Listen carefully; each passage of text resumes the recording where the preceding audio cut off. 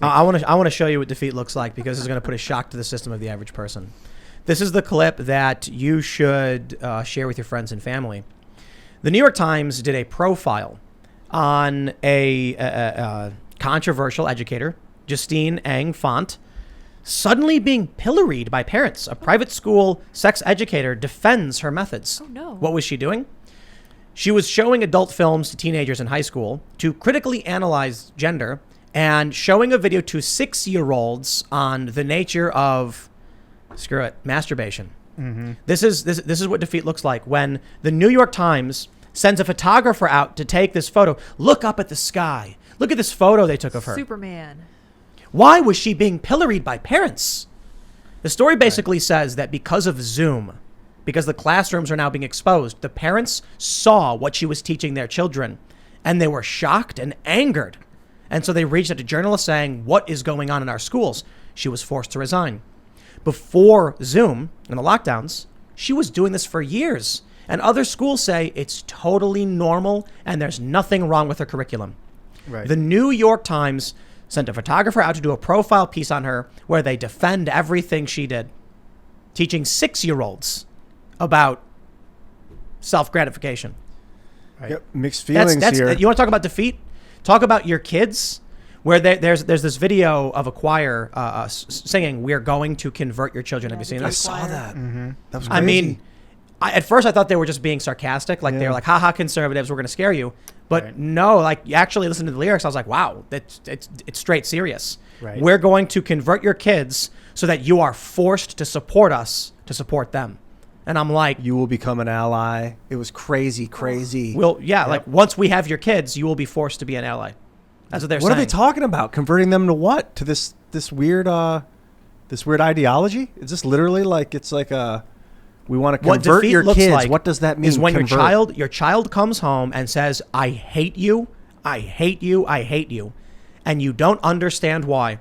I saw this really sad story. It was a post on Reddit from a guy who said, I sent my daughter to college and she was a normal high school girl. When she came back, her head was shaven on the sides, dyed different colors. She had weird makeup on, and she told me I was evil and disgusting and she hated me. And I don't understand what happened. Right. That's the problem. And people think China is the bad guy. It's right. It's like, that's the thing. Could that be China? You know, I think China in many ways is just, unfortunately, I don't say this as admiring China. I say it as shame on us because we need to do better. But again, it's recognizing reality is China does not subscribe to this nonsense.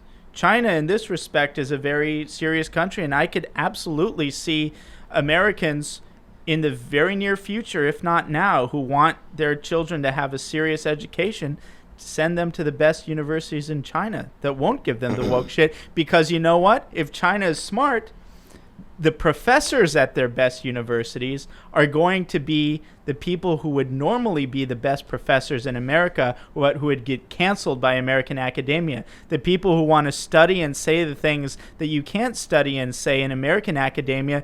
China, I think they should set up tenured chairs, at least 5 per major university, and invite the most controversial but serious American scholars, give them chairs there.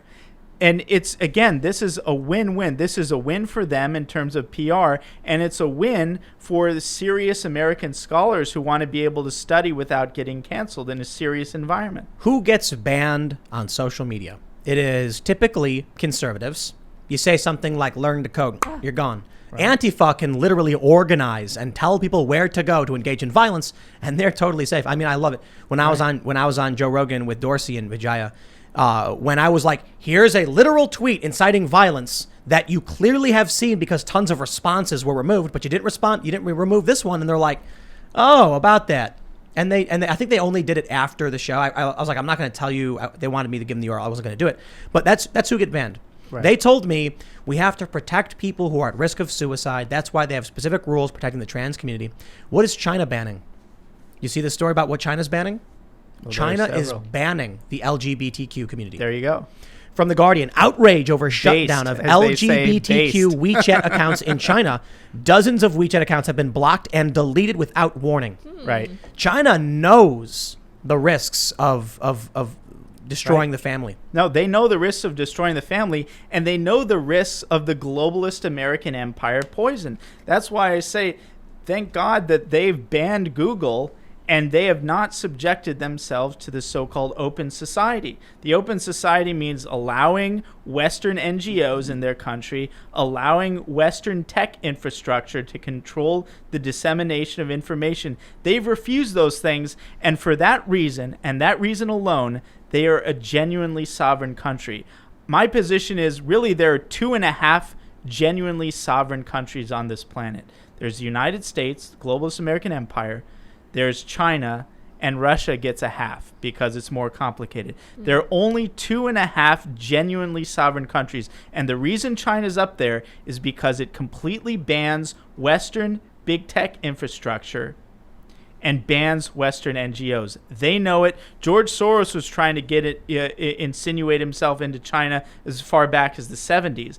They refused it. That if it is the second they stop doing that is the second that China becomes effectively a part of the globalist American empire. But China sucks. China is authoritarian. They're awful. Right. They're militant ethno-state. Yeah. Right. And they're awful. They're awful in a different way, and they're awful in a way that simply does not embrace the woke poison. I say that, and we're kind of awful too, and we're authoritarian too, but they are just not. They can be kind of maybe robotic and automated in some ways. There is this sort of geopolitical autism that they exhibit. There's a lot that's unattractive about them, and in fact, they have everything going for them, but the fact that nobody is attracted to them as a country, and that is ultimately a problem if you want to have global supremacy. There's simply nothing attractive. They don't have anything resembling the kind of soft power that America dominates in, and even Russia to some extent has. There's just no cool factor, no attractive factor. That is an extreme limiting force. I don't think that is an insuperable problem. I think eventually they'll realize that, and they'll just hire people probably from the West to correct that. But yeah, they suck. They're authoritarian. They're uninspiring. But they do not have drag queen story hour. They don't have drag queen story hour. They got concentration camps. Well, for Uyghurs, yeah. And Falun Gong, shutting down of Apple was it Apple Daily and what they're doing to Hong Kong, right? But then that's another thing that I think is ridiculous, is that we're simply in no position to criticize that. And they themselves have said this, I think, with absolute justification. How can we have a phalanx of mid-wit conservative politicians, again, who love pointing their finger at China? I think China's bad. They're authoritarian. It's good to point a finger at them if you have it in the appropriate context. But pointing fingers at China and ignoring the fact that a sitting president of the United States was deplatformed from our own communications infrastructure, and point to China as censoring Apple Daily and saying they're the authoritarians, but still bad, is completely... neither of it's good. Neither of it's good. But we don't have the moral authority to criticize them. It's just two different types of authoritarianism. Well, the U.S. government doesn't, but we do.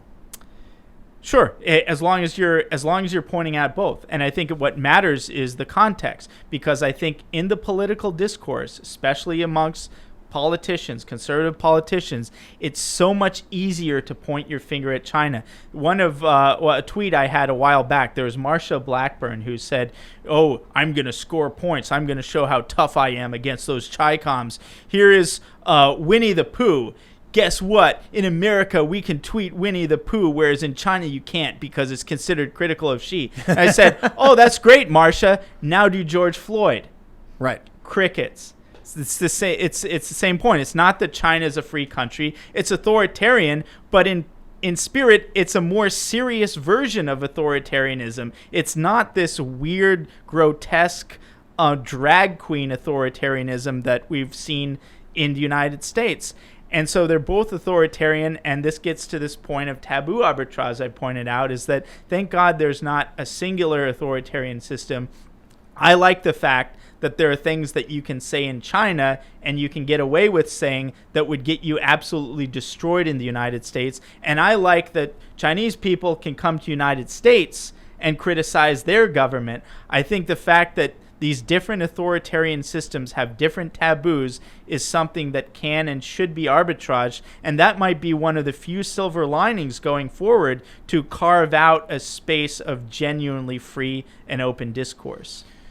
Think about, like, if I was president tomorrow and I really wanted to upend the deep state, like repeal the CIA, like do what Kennedy wanted to do, basically, you'd have to go to Russia to be safe. If you were in the United States, man, right. they know where you live. No, I mean, that's the thing. Assange's mistake is he didn't go to Russia. Snowden did, and that's why Snowden is where he is and why Assange is when he is. And it's like that's an extension of what I was saying, that there's only 2.5 real sovereign countries on this planet. Yeah. What about India? I think to some extent, but they don't have that deep autonomy in the sense that China does. What are they missing exactly? Because they have nukes, they have a huge population. What are they missing? Is it infrastructure? Do they not have the farmland or something? Well, I think it gets to this open society idea. They're far more integrated into the West in that sort of basic information infrastructure sense. They don't ban Google, and therefore the U.S. Basically has information dominance from that point of view. So maybe because it was a British colony for so long, they'd established like the secret infrastructure was already ready to go by the time now that they're independent. Yeah, I mean, certainly there's a different history too that impacts that. But it's not to say like I'm basically stipulating gradations of sovereignty in a technical geopolitical sense. Yes, they're sovereign, but I'm saying ultimately, what does sovereign mean? Sovereign, if you're a sovereign country, you should be able to house Edward Snowden. And I don't think India could do that. Regardless of if China is sovereign, I mean, as bad as the U.S. is, it's much better than China. I mean, we've got issues here that we're trying to work out. We've got internal conflict, the culture war, and the domination by this new cult of this fringe moral-less framework. But China was welding people's doors shut during the outbreak. They were instructing their citizens to buy up PPE from other countries to siphon it away, while they were lying to the World Health Organization. They're, Uyghur Muslims, the conflict with Pakistan, Hong Kong, Taiwan. I mean, it's brutal and it's awful. Yeah, there's a lot of bad things. I think there's a lot of bad things with us. Being an American, I'm far more concerned with our problems. And again, I think all of these things have to be understood contextually. Every country has problems. China's an authoritarian system. I think a lot of these things can be exaggerated through our media to feed into this Cold War 2.0, and also simply to distract, because they want people pointing to China, pointing to the Chi-coms, and they don't want people pointing fingers at the people who actually run our country. And I think I'm a huge fan of it's great that the truth about save it for the after party. Forget that. Sorry. Welcome to YouTube. Beep. Welcome to America. Aren't we glad we aren't in China where you can't just talk about things freely? Wow. That's right. That's resonating. We literally Welcome to America, home, land of the free, home of the brave, home of the alphabet. Yeah. In China, you can't criticize Xi Jinping on YouTube. Here's a big list of everything you can't say. Hey, here's a photo of Tiananmen Square. Everybody was sharing those on Twitter and laughing about it. And there are things you cannot say on YouTube because they will just delete you. Exactly, because big tech is an extension of our national security apparatus, which is an authoritarian regime. Right. Very similar in many ways to Chinese authoritarians. And that's why China is smart not to allow American tech infrastructure. I think they would be smart to say, look, we're not doing business with any American tech companies that censor their own citizens. Would you say that the American security organization apparatus is like a subsidiary of big tech, or that big tech is a subsidiary of that? And is it only because of who has the guns right now? These things can become complicated over time because ultimately institutions institutions can kind of become self-operating, but also they're people. And you see a revolving door effect within Google. You see the phenomenon of people like Jared Cohen, the founder of Jigsaw. He was a key figure in Hillary Clinton's State Department, in George Bush's State Department. He set up Jigsaw within Google, which is this powerful think tank within Google. And basically, they're tasked with developing AI capabilities to censor speech. And he, I think, personifies this example of this revolving door between the State Department and big tech, to the point that is one the subsidiary of another. I think ultimately it's more accurate to say that big tech is the subsidiary of the national security state, but it's actually an extension of. It's an extension of, in the way that, say, you have all of these intel cutouts who aren't formally part of the intelligence community but do their work. And you see that in these NGOs and organizations that combat so-called disinformation. That's a huge word you hear, and you have, one of the few booming sectors of our economy now is like quote-unquote disinformation journalists. And you have them working for these NGOs like the Atlantic Council, that's joined at the hip with, all of these like government-associated organizations. It used to be that the government would just do this kind of stuff, like Project Mockingbird and stuff like this. But now they use these cutouts, these NGOs like the Atlantic Council, and there are a million of them like that, and they employ these journalists who attack disinformation, which is a term of art. It's an intelligence term, and they basically use that to envelop any narratives that counter regime agenda. They envelop those narratives into a national security context, saying these are disinformation. And that invites this national security imprimatur. Once it becomes a national security issue, that means it's no longer an issue for discussion. It's no longer a normal political debate within a deliberative democratic arena. It becomes, this is national security, therefore shut up. And that's the work that this vocabulary like disinformation is doing. And this is being done chiefly through intel cutouts, not formally part of the government. And I think you need to understand the big tech companies as much more robust versions of this ecology. Thanks for checking out this clip from the Timcast IRL podcast. If you want to see the full show, come back to this channel, youtube.com/TimcastIRL, Monday through Friday at 8 p.m., where you can leave comments and super chat, and we actually will read your comments on the show. Don't forget to like, share, subscribe, and if you want exclusive members-only content, segments you can't get anywhere else, go to timcast.com, become a member, and we even have full bonus episodes. Thanks for hanging out, and we'll see you all next time.